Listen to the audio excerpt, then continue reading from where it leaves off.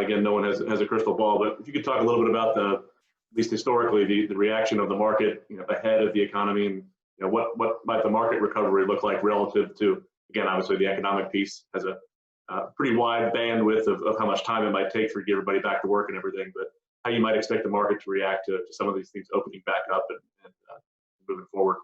Yeah, this is another one where I'm not a big fan of most of the media.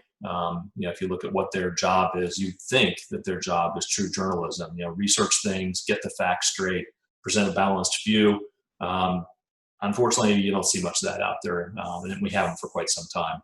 And so we're fighting this negative tide all the time, where the media will say, "Well, look how many people have lost their jobs. How could the stock market possibly be going up?" They're not the same thing.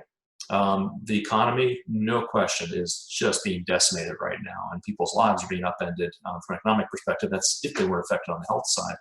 And so, these are awful things, but these are things that will pass, hopefully sooner rather than later. But this is not a permanent change to the makeup of the American economy. It's just not. If it were, then you would see the stock market, which is a forward-looking instrument, not backward and not even current, it's forward-looking. If this were a permanent change where the country's productive capacity and GDP and unemployment are always going to be as bad as they are right now, then the stock market would look very overvalued.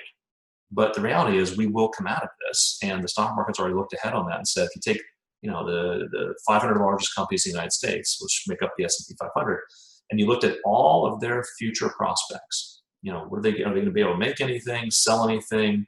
Will they pay dividends to their shareholders? Obviously, the answer is yes.